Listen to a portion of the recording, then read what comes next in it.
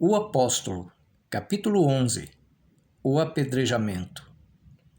Saulo de Tarso compareceu perante o magistrado do templo com suas duas testemunhas, Zadok, o chamaíta, e Samuel, filho de Eliezer.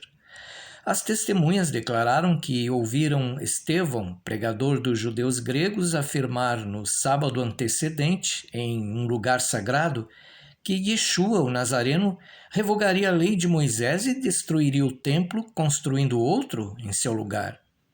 Yohanan, o magistrado do templo, não praticava o mínimo ato sem consultar seu pai.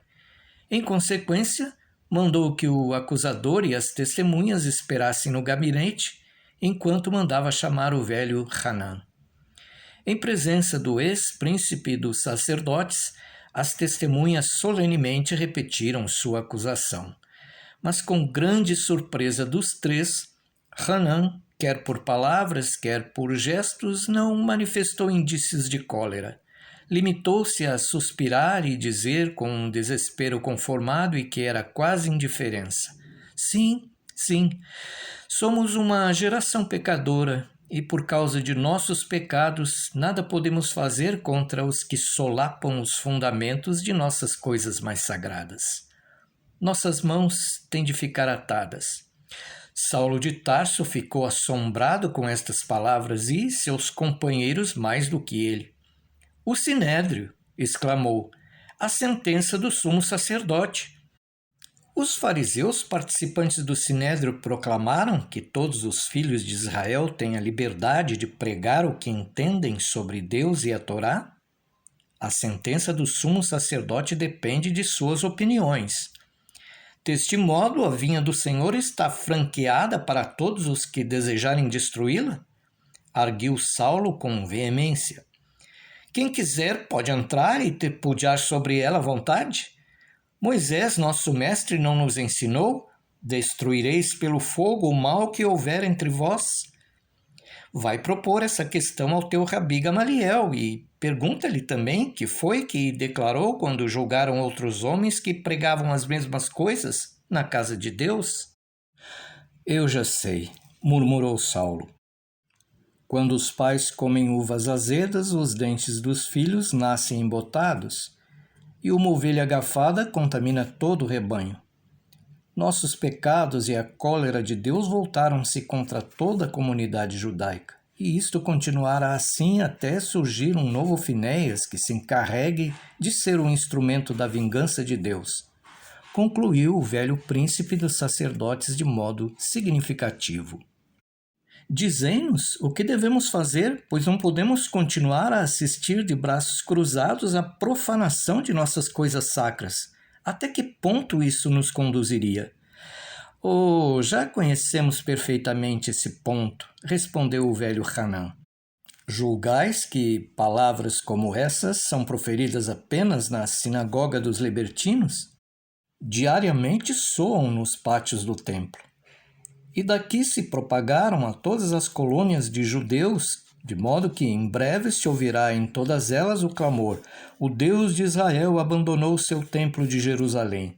Nesse caso, para que continuarmos a fazer peregrinações tão difíceis e perigosas? E de então por diante não mais trarão suas oferendas a Jerusalém, e sim levá-las-ão aos deuses que estiverem mais perto de suas residências. Precisamos abafar este fogo antes que ele se propague? Exclamou Saulo. Mas como? Digne-se, meu senhor, o sumo sacerdote, de ouvir que eu lhe direi como. Interveio Herodes, um dos escribas dos saduceus e intérprete de suas leis. Qual é tua opinião? As palavras da Torá são muito claras, e as mãos das testemunhas serão as primeiras contra eles. Sua significação é exatamente esta: os que com seus ouvidos ouviram as blasfêmias têm o poder de aplicar a punição. Seu dever é muito claro, e os que assim não procedem tornam-se igualmente blasfemadores. É essa a lei dos fariseus? Perguntou Saulo a Zadok, o chamaíta. O mandamento, as mãos das testemunhas serão as primeiras contra eles, é um mandamento de ação e não de abstenção. No mandamento de ação, não podes invocar a palavra dos sábios que diz: abstende-vos e nada façais. Isto é o que os fariseus ensinam. Todos os mandamentos de ação devem ser obedecidos. Sendo assim, sabemos o que devemos fazer. As mãos das testemunhas serão as primeiras contra eles, exclamaram as duas testemunhas. Nada de precipitação, ó jovem, disse o velho Hanã ao arrebatado Saulo. Procedamos com prudência. Cumpre que não haja conflitos nas ruas da cidade, pois se chegassem ao conhecimento das autoridades romanas, poderiam, Deus nos livre, provocar sua intervenção. Meu conselho é que deveis dirigir-vos primeiro aos congregantes das sinagogas, onde se prega essa blasfêmia, para lhes estimulardes o zelo ao Senhor de Israel, e assim encarregarem-se do caso. O Deus de Israel precisa de muitos finéias como vós, mas o mal, por culpa dos nossos pecados, é que não somos muitos os que seguem o exemplo de Zinri e poucos os de Finéias. Aprove a Deus que o número destes se multiplique em Israel. E com estas palavras ambíguas, o velho Hanã despediu Saulo e as testemunhas. As palavras referentes ao templo que Estevão ousara proferir numa casa de Deus encheram de horror muitos ouvintes. Os judeus gregos eram, em geral, mais ciosos das instituições do templo do que os próprios judeus palestinianos. É que conheciam pela observação pessoal do mal da idolatria as abominações, as indescritíveis ignomínias que dominavam o mundo pagão, o que lhes fazia ver a casa de Deus em Jerusalém como a única ilha de santidade em que os judeus, espalhados pelo mundo, poderiam refugiar-se naquele universal dilúvio de depravações. Não havia outros elos entre Israel e Deus. Os judeus gregos não podiam compreender a continuidade da vida judaica em meio dos gentios sem aquele lugar em que se encontravam a tradição e a herança dos patriarcas, para dali irradiarem a todos os confins de seu desterro.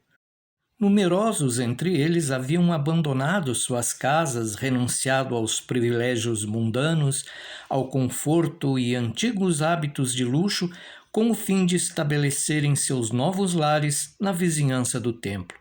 E eis que agora surgia em seu meio um homem que se atrevia a falar na destruição da casa de Deus. Não seria difícil Saulo de Tarso encontrar uma legião de judeus gregos dispostos a pôr em prática o seu plano.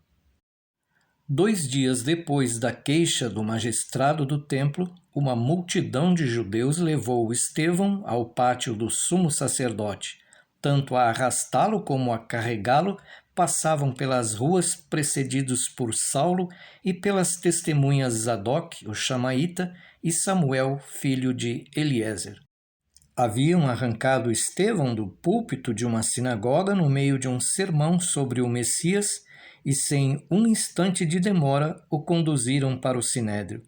Mas aquele sinédrio não era a grande assembleia de doutores da lei que funcionava na Câmara das Pedras Talhadas, e sim o pequeno sinédrio que se reunia na casa do príncipe dos sacerdotes.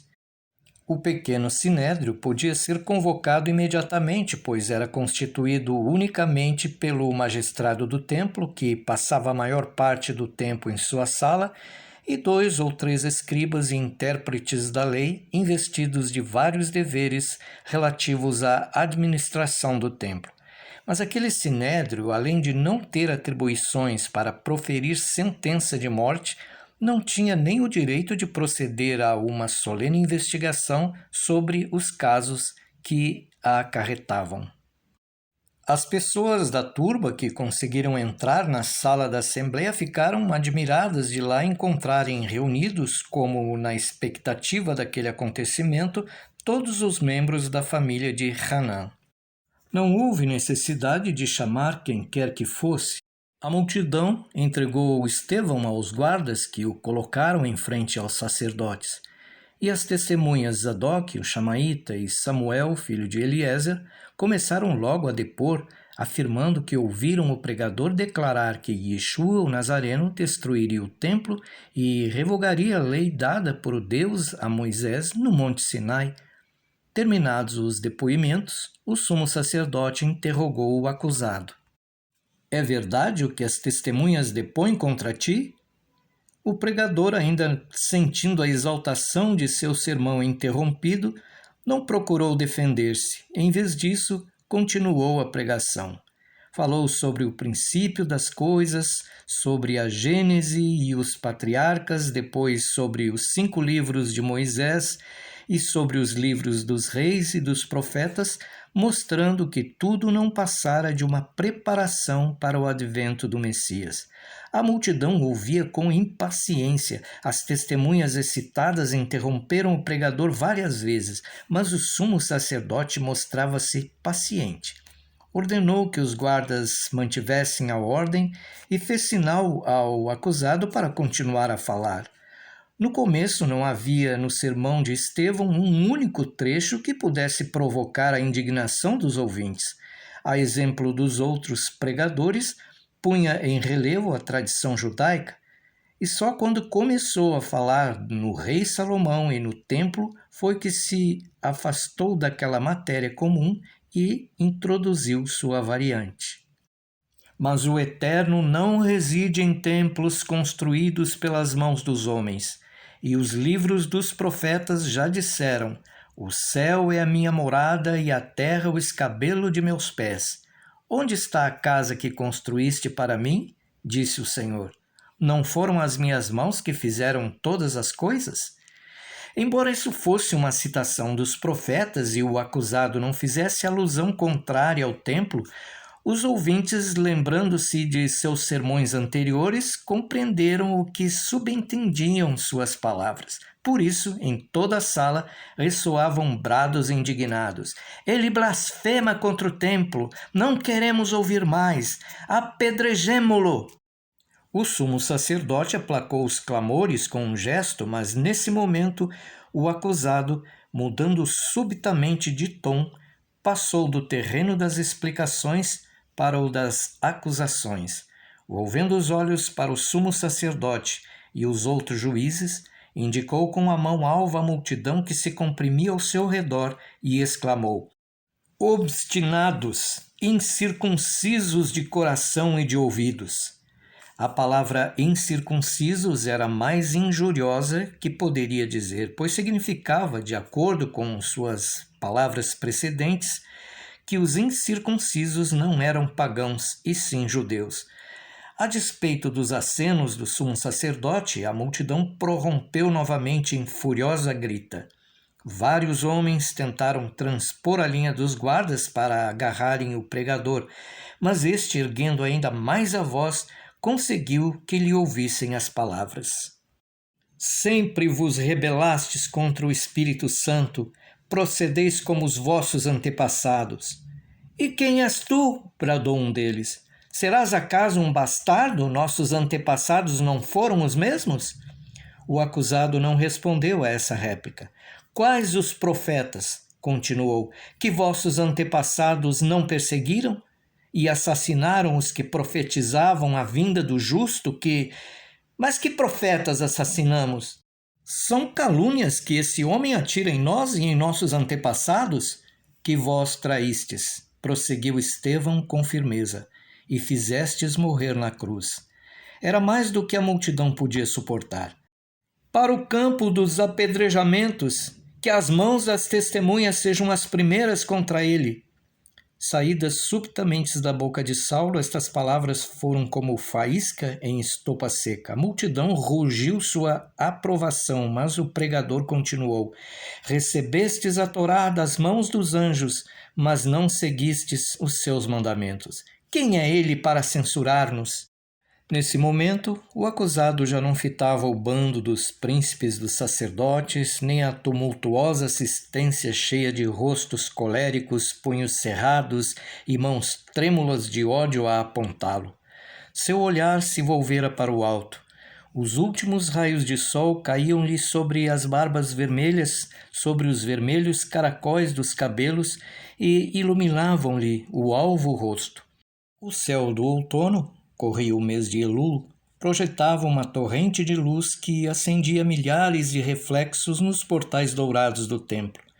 Os pátios e a sala do tribunal eram inundados por um mar de ouro. Soando cada vez mais alto, a voz do acusado fremia num misto de medo e de puro enlevo, e dentre seus trajes esfarrapados erguiam-se para o céu, sobre as cabeças da multidão, suas mãos alvas como a neve ao sol. Eu vejo o céu se abrirem e o Filho do Homem à mão direita de Deus. E mais não disse. Arrebatado com violência, seu corpo se elevou sobre as negras cabeças, faces barbadas e punhos cerrados dos seus acusadores, que gritavam: as mãos das testemunhas sejam as primeiras contra ele. O sumo sacerdote exigiu silêncio, mas não foi atendido. Quanto aos quadrilheiros que deviam proteger o pregador, livrando-o das mãos da turba, já não se achavam naquele lugar, nem mesmo estavam à distância em que pudessem chamá-los. Alexandre, o inspetor do templo, ocultara-se atrás de uma cortina. Em vão o sumo sacerdote gritava: esperai, isto é contra a lei, ainda não proferimos a sentença. Mas ninguém foi chamar os guardas, nem se fizeram outros esforços para conter o cortejo fatídico. À frente caminhava Saulo de Tarso, com os cabelos e a barba desgrenhados e o corpo alagado de suor de uma estranha angústia. Junto a ele seguiam as testemunhas, o magro e franzino Zadok, o chamaíta com sua cabeça de serpente, e o troncudo Samuel, filho de Eliezer. E atrás, um confuso torvelinho de mãos, cabeças e barbas de homens que carregavam um alvo corpo seminu. O campo dos apedrejamentos ficava fora do recinto da cidade. Não era realmente um campo, e sim uma larga depressão no alto de uma colina. Ao redor dessa cova existiam montes de seixos, desses tão comuns no solo rochoso de Jerusalém e dos lugares circunvizinhos. O fundo da cova não era visível por causa das pedras que o cobriam, ali atiradas em várias execuções, e em algumas delas ainda se viam coágulos secos de sangue. Despojado ou acusado de suas roupas, numerosas mãos o empurraram para a cova, e uma voz fez-se ouvir: testemunhas, cumpri vosso dever, obedecei ao mandamento, as mãos das testemunhas serão as primeiras contra ele. Zadok, o chamaíta, adiantou-se, Samuel, filho de Eliezer, o imitou. Saulo de Tarso quis também adiantar-se, mas uma ordem interior, mais forte do que sua vontade, lhe embargou os passos. Lembrou-se do que Zadok dissera por ocasião da acusação que, de acordo com a tradição farisaica, não se podia invocar para o caso a palavra sagrada abstende-vos e não o façais, por ser aquele um mandamento de ação, mas também recordou-se de que essa era a interpretação chamaíta da tradição e de que ele, Saulo, pertencia à casa de Hilel, cujas opiniões eram mais brandas. 2 testemunhas bastam para estabelecer a verdade de um fato, disse em voz alta. 2 testemunhas bastam. Zadok, o chamaíta, e Samuel, filho de Eliezer, tiraram os mantos de estamenha. Embora esfarrapados e velhos, aqueles mantos eram valiosos para sua pobreza. Quem guardará os mantos das testemunhas? Saulo não quis aproveitar-se do preceito rabínico abstende-vos e nada façais. Não podendo permanecer como espectador passivo, gritou que os guardaria. E, sentado com eles à beira da cova, viu as primeiras pedras serem arremessadas. Um alvo corpo manchado de sangue. Outra pedra, uma chuva de pedras. 2 braços nus erguidos para o alto. Mais e mais pedras. O corpo ensanguentado caiu de joelhos. Tornou a levantar-se. As pedras iam se amontoando em torno dele. O monte subiu-lhe até a cintura, e na cova do apedrejamento via-se apenas a metade de um alvo corpo nu, pois a outra metade se achava mergulhada sob as pedras. Caindo naquele alvo corpo, os últimos raios de sol semeavam manchas de prata entre manchas de sangue. Em seguida, 2 mãos se ergueram como asas de prata para o sol. Um alvo rosto se voltou para o firmamento e a voz vibrante e metálica do pregador exclamou: "Ó Yeshua, ó meu Senhor, recebe a minha alma." Onde já se vira um quadro igual? O de um anjo semi-enterrado no solo e com a parte superior do corpo de uma alvura cegante e as asas e os braços erguidos para o céu? Onde? O espírito de Saulo de Tarso se encheu de confusão. Baixou os olhos para a terra, não queria mais ver aquela cena. Mas não pôde deixar de ouvir a mesma voz ainda sonora, mas a esmorecer, dizendo: "Perdoa-lhes, ó Pai." Quando Saulo regressava do lugar da execução, um desconhecido aproximou-se dele e foi caminhando ao seu lado. Descera sobre a cidade baixa o crepúsculo, cujas sombras ficavam cada vez mais espessas com as nuvens de fumaça que subiam dos fogões onde as mulheres preparavam a refeição da noite. A semi-obscuridade era salpicada das luzes de lâmpadas de azeite. Saulo não se lembrava de já ter visto aquele desconhecido. Mesmo assim, não se voltou para observá-lo melhor e ver se o reconhecia. A excitação causada pelo trágico episódio de que não fora um mero observador, e sim um participante, ainda o possuía. E, como para aliviar a consciência, disse ao desconhecido: "Graças a Deus cumpriu-se o mandamento, as mãos das testemunhas serão as primeiras contra ele." "Sim, mas as testemunhas se esqueceram da segunda parte do versículo", respondeu o desconhecido. "Que segunda parte?" inquiriu Saulo. "A que diz que as pessoas que prestam falso testemunho são punidas com a pena que seria imposta ao acusado." "Mas as testemunhas não depuseram uma falsidade", redarguiu Paulo irritado. "Não ouvistes as palavras daquele homem? Isso nada significa. Sabeis tão bem como eu que, enquanto o tribunal não profere a sentença, os acusados são tão inocentes como as crianças recém-nascidas. Os que apedrejaram o jovem não foram testemunhas, foram assassinos." Depois dessas palavras, o desconhecido desapareceu, deixando Saulo só na rua estreita e escura por onde passava. O jovem se quedou de olhar fixo nas sombras que tragaram seu companheiro. Já não tinha certeza de que nunca o vira, mas não se podia lembrar do lugar ou ocasião em que tivessem estado em contato.